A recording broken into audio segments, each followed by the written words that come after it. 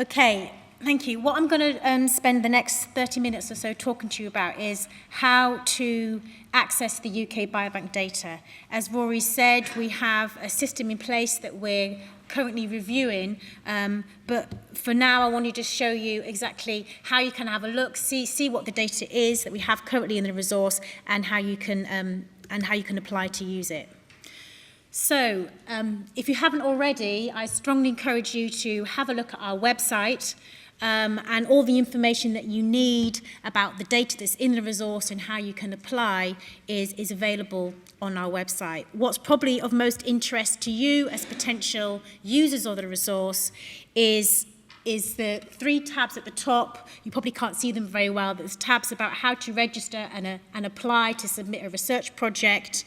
A tab about the data showcase, which is an online catalogue of all the data items that are currently in the resource, and then a scientists page that contains useful information for potential researchers. Okay, so where do you start? UK Biobank, it's an enormous resource, as Rory has said. If you want to see exactly the type of data that we have currently in the resource, I'd strongly urge you to have a look at our data showcase. This is an online catalogue of currently over 1,000 data items that were collected at the baseline visit and subsequently with more enhanced phenotyping measures, and also the linked health outcome data that we have on all UK Biobank participants. And on the homepage of the showcase, you can see that there's essential information which contains lots of guidance about the timelines of data collection, both in the past and the future, pending timelines for data availability and release schedules and so on. There's also different ways that you can find the data that you're particularly interested. You can browse through the categories of data, or you can search for particular data items. So I want to quickly just show you how you can search for a data item using the quick search facility. For example, if you want to find out what data do we have in UK Biobank about body fat measures, if you simply type in body and fat using simple Boolean operators, that will bring up a list of all the data fields that we have in the resource that contain body fat in the description of that data field. These come from the impedance categories, as you can see. You say, okay, I'm interested in body fat percentage. You click on that data field, and what you'll see is a summary output of the distribution of that particular data field across all 500,000 participants. And for every single data field, all the technical information you will require about each data item is contained in this resource. So, for example, you can see you have the number of participants, just under 500,000, the number of items, 512,000, and that's because we have data on this particular measure at both the baseline and the repeat assessment taken about 5 years later. You can see we have the distribution of the variable is shown, and the ranges, and you can see that we can have the number of instances, which is how many times the data field was collected, so at the baseline and repeat assessment. So all of the technical information that you need to decide whether this particular data is useful for your particular research is all contained within the data showcase. Perhaps more intuitively, if you're less familiar with the data that's currently in UK Biobank, is to have a quick flick through browsing the data showcase. The data is structured in categories. So, for example, if you're interested to find out what are the causes of death so far in UK Biobank participants, and you can browse through the data catalogue. So you click on the Browse button, and you can see that it is ordered into categories according to how the data was collected. So we have data related to the collected in the UK Biobank Assessment Centre, data related to the collection of the biological samples in a separate category, data related to additional exposure data that was collected after the recruitment exercise in a separate category, and then data related to health outcomes ascertained through linkage in another category. So you click on the health-related outcomes category, you can see we currently have data on hospital inpatient records, deaths and cancers. So you'd click through onto death registry, and that will provide a list of all the data fields that we currently have provided to us from the national death registries. So you can click on the particular data field that you're interested. So for example, in this case, it will be the underlying cause of death. And this is coded according to the ICD-10 tree structure. So you can see that what we're showing is the actual ICD-10 tree, and you can expand the particular ICD categories that you're interested in to find out exactly how many participants have died of the particular ICD code that you're interested in. So if you take an example, you're interested in heart disease, you can expand that particular category, and you can see that there's just over 400 deaths so far from acute MI and just under 600 deaths so far from chronic ischemic heart disease. So quite quickly you can drill down through the particular categories by browsing through the showcase to find out very detailed information in order for you to explore whether the data that we have in the resource is useful for your research project. Cross-tabulations are also available. We do have some cross-tabulations for the most common health outcomes of interest by age and sex, year of diagnosis and so on, that are contained in documents in our essential information page. But you can also create your own cross-tabulations through the data showcase, and this facility was just introduced just this week. And if you're interested in that, please come up and see us at the showcase booth up in the breaks, which is just upstairs, and we're happy to talk more about that later. But it's really to facilitate you to help answer questions as to whether there's sufficient number of cases that you're interested in order to submit a research application. We also have detailed explanatory documentation for every single data item that's contained in the resource.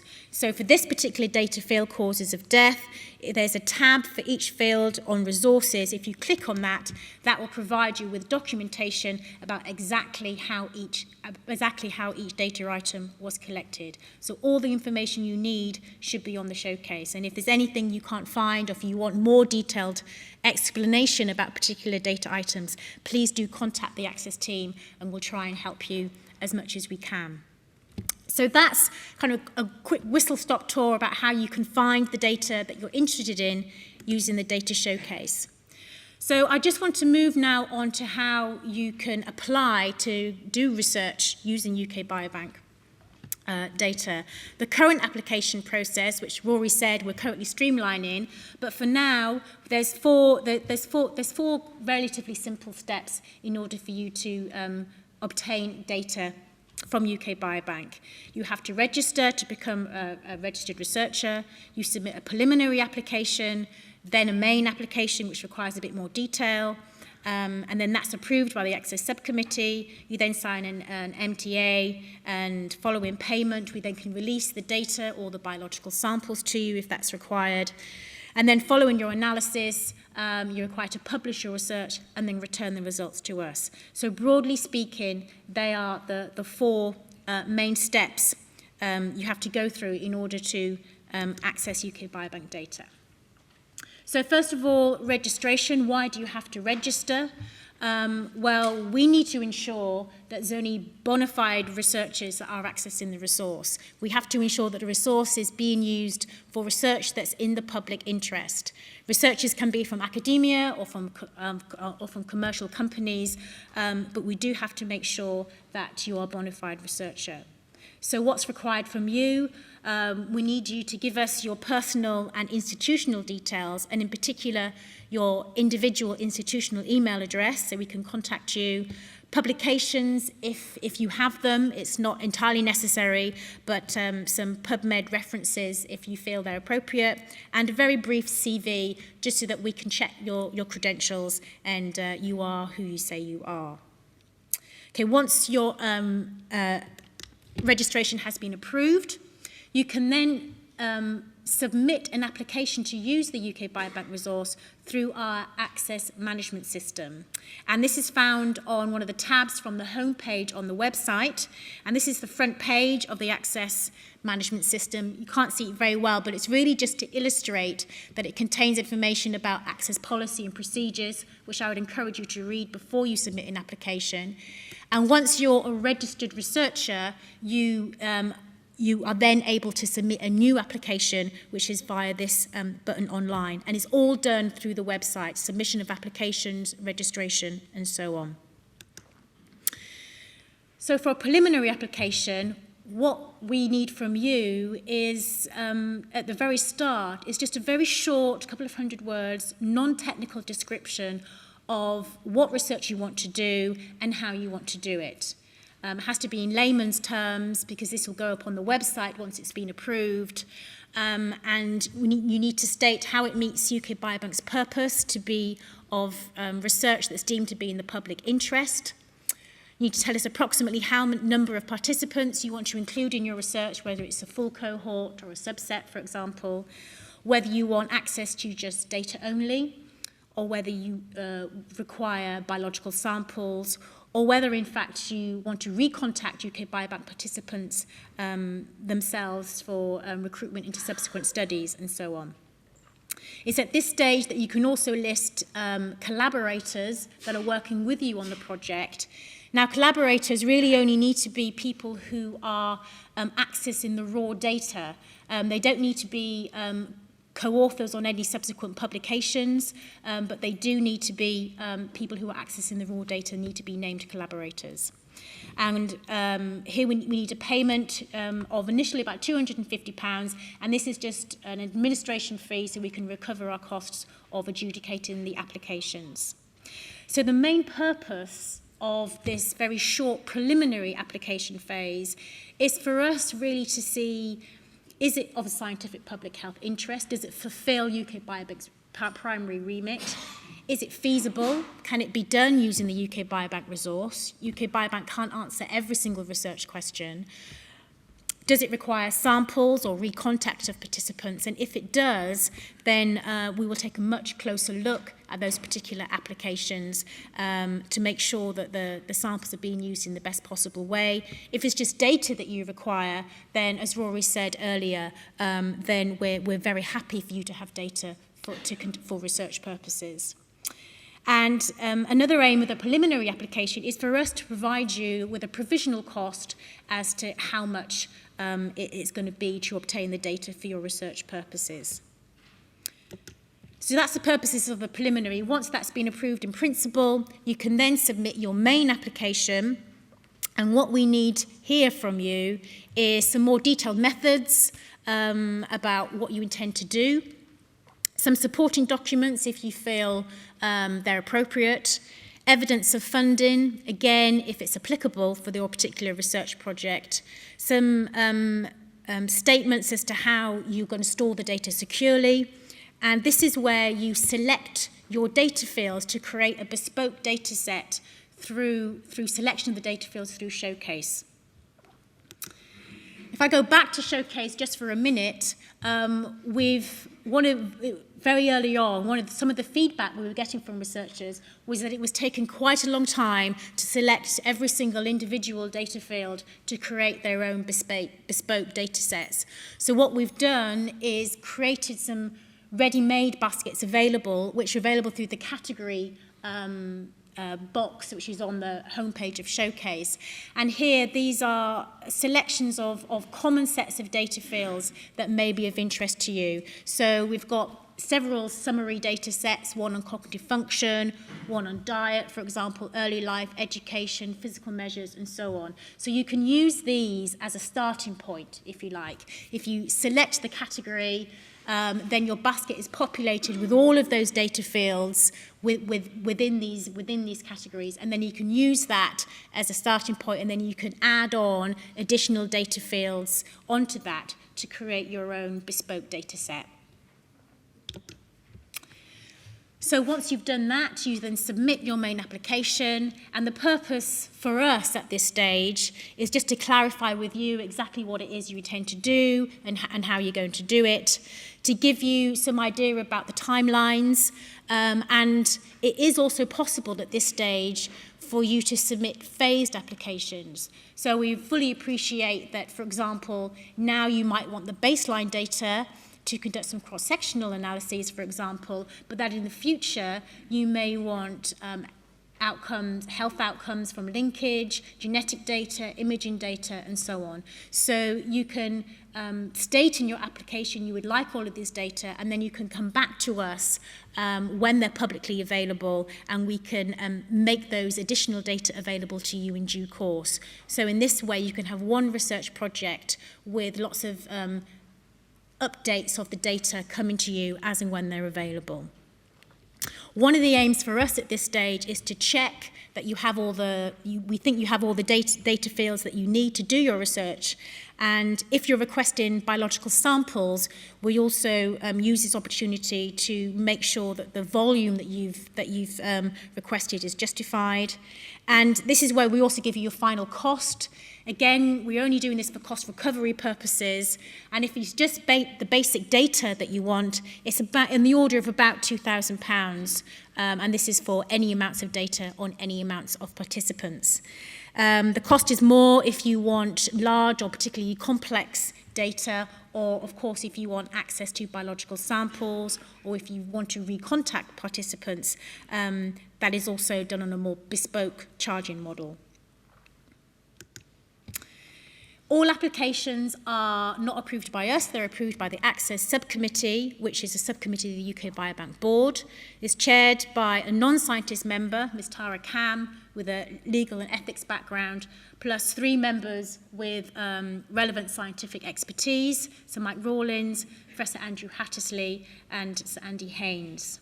And the aim of this Access Subcommittee is to judge applications based on their scientific merit, and particularly paying attention to those applications that are requesting biological samples and recontact of participants due to the depletable nature of these resources. They also seek expert opinion where we think it's necessary, and oversight of the procedure is provided by the Ethics and Governance Council.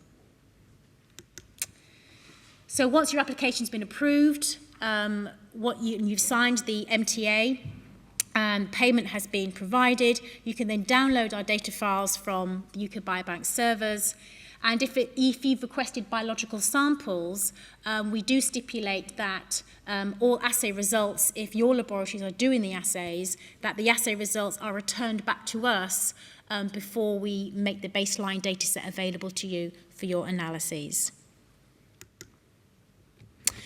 So once you've got your data, you've done all these fantastic analyses on them, and once you've published your data, all researchers are required to return your results at the end of the project or following publication to UK Biobank. And this is so that we can incorporate any derived data fields back into the resource. So, for example, there are currently researchers working now to create derived measures from the ECG data, derived measures from the spirometry data, and so on. And once those summary measures have been created, they'll be sent back to us so that we can incorporate them back into the data set so that others can use them for their research as well. We also request that you send back your results data and the underlying methods used to obtain those results, so that, as Rory said earlier, if others want to see what you've done, we can make those data sets available to others' resources. So it really is truly an open access and transparent resource. And of course, this means that we require from you sufficiently detailed documentation about how the results were generated so that other researchers can understand what you've done. So, just finally, access to UK Biobank so far, where we launched in April of 2012. We currently have over 900 registered researchers, and there are over 100 applications at various points in the process of being approved. We currently have over 50 projects that are underway, so data has been released. They're predominantly so far from UK and from UK academic institutions, and they are predominantly involving requests for data. We have one project that is required biological samples, and that's the UK Believe project on using genetic data, and those results will be shown later on today. It's only now, in the last 3 or 4 months really, that research is starting to be published from UK Biobank Resource. And this really is just to give you just a few examples of the first few publications that have started to come out. Obviously, the initial publications have been based on cross-sectional analyses because we're still waiting for incident health outcomes to accrue.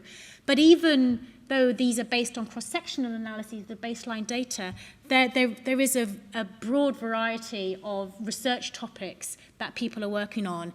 I don't know if you can read all of that at the back, but for example, people are working on cross-sectional analyses of hand grip strength, characteristics of depression, adiposity and happiness, the characteristics of tinnitus, hearing problems, vision loss, and so on and so on.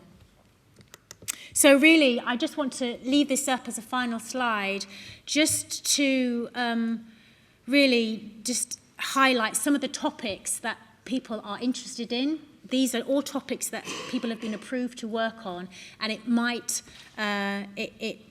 shed some light as to what research you might be interested in. And I would encourage you to have a look at the data showcase, see what data we have, and see whether it fits your research purposes. And please do get into contact with us. All the approved research, all the latest summaries are available on the website, and I encourage you to see the approved research tab on there so you can get a feel for the types of research that's currently being used. Okay, thank you.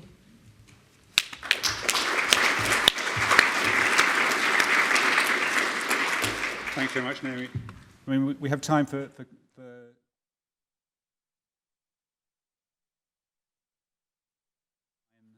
system, but if there are questions, then please do ask them about how you get your hands on the data or why we're doing it like this, how we could do it better. Yeah. Yeah, you mentioned outcomes around mortality. Do you have outcomes around non-fatal morbidity, such as diabetes or heart attack? Yeah, we do currently have data from hospital inpatient admissions, cancers and death registrations. We are hoping to link to primary care records as well, and Kathy will talk more about that this afternoon, about exactly what our plans for linkage for morbidity records are. So I suggest you talk to Kathy later if she hasn't explained it all in the talk. There's a question at the back, just there, yeah. Yeah, there you go, Andrew.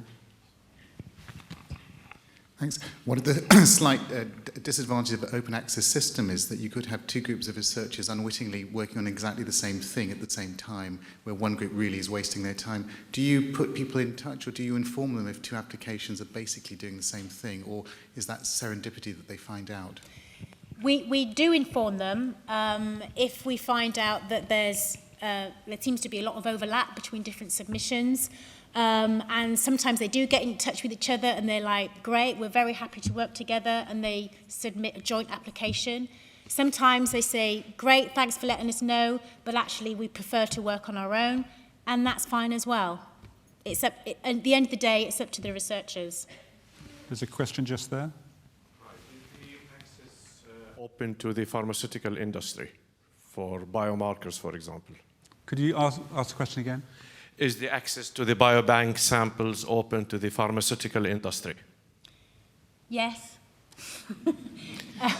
It is open to the pharmaceutical industry, but we would discourage applications where you're just asking for, blood samples as controls, for example. It's for to do research on UK Biobank data, not just as a blood bank. There's one at the very far end there. Yeah, thanks. Just like to start with a comment. Having been through the system with 4 applications, just like to say it works extremely well, and the staff and the responses that we've had have been extremely professional and encouraging. The question part of it relates to, it's a sort of organic process, and the application that you put in when you see the data that you get back, you may well want to modify it and learn from the experience. My question is, you know, in the future, do we put in new applications, or are we allowed to modify them organically as we go forward and learn about the resource? Yes, that's a very, very good question, and we're learning as well. This is a learning curve for all of us. If you feel you've got your research data set and you think, oh, it will be really interesting to look at something that's closely related to your research project, you're more than welcome to submit an extension to that research application. If we feel actually it's quite different to your original application, we may ask you to submit a separate new application. So we take it on a case-by-case basis. Maybe I could add to that, because we had a lot of discussion. I mean, as Naomi says, we are learning.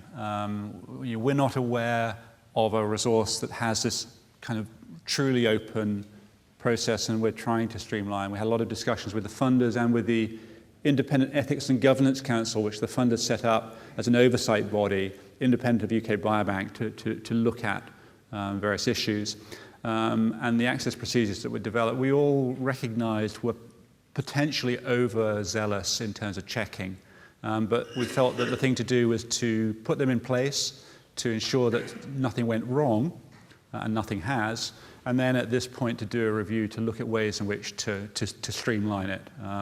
And we are really do welcome both positive comments but also criticisms of the process, and particularly now, things that you think would make it better. This would be very helpful to us. Jane. Thanks very much, Naomi. I was just wanting to clarify something you said about co-applicants on the preliminary application. You said that anybody who was going to have access to the raw data needed to be a co-applicant. I'm thinking about, you know, investigators getting data that students might work on in future, that computer programmers might work on. I mean, do you really mean that all these people need to be on that original application? I just wondered if you could give us a bit of clarification. Yeah, all individuals who are accessing the actual data set to conduct statistical analysis need to be named collaborators and sign the MTA on the data set. People who are involved in the research project but who are not actually dealing with the raw data don't need to be named collaborators. But they can be added on. But they can be. Additional people can be added on during the process as well. Okay. I don't think that's terribly clear at the moment from the website. Yeah. I think maybe that needs a little bit of clarification. Thank you. Thanks. There was some more. There's a question just in front. Yeah, there we go. Hello. You mentioned that it's not a representative study, and I was wondering if you plan on weighting the data so that if public health or epidemiologic work were to be undertaken, if that would be possible. I think people can take the data and do whatever weighted analysis they want to do, but what we're doing is just providing the data on all the participants. In the data collection process, you know, a researcher can say, well, it looks like you've underestimated, underrepresented young people, so we'll just weight this data. But when you're collecting the data, that's a much better time, and you know the data better to create the weighting system. Do you know what I mean? So, for example, I couldn't say, well, this individual should represent 3 people, because it's underrepresented. Yeah, but they're not a random sample underrepresented. So, the trouble with such adjustments is that it's making a number of assumptions. So I think if people want to do that on the resource and then put it back into the resource for others to use, then that is certainly possible. Final question here, and then we'll move on. Thank you, Andrew. And again, just to say that there are people upstairs if you want to ask more questions about these issues. excuse me. I just want, if you could clarify, sorry, the simple agreements and how that differs from the process you outlined, and whether a simple agreement does exist where we could take some data which is anonymized, I'm thinking particularly with the accelerometry, work with the data, but not have the rest of the data source. How would that fit with what you've outlined here? Well, there's the research use. We are aware that some of the data we're collecting, particularly the imaging data and various data like that, requires academic groups to turn that data into accessible information. So not as a research project, but really as a collaborative project with Biobank to generate data that then researchers, including the people who generate those data, can access. So it's a bit analogous to the samples being sent to a laboratory to analyze them, those data going back into the resource, and then a researcher applying to use it. So that is a mechanism that we have to particularly turn very complex data into usable, accessible data.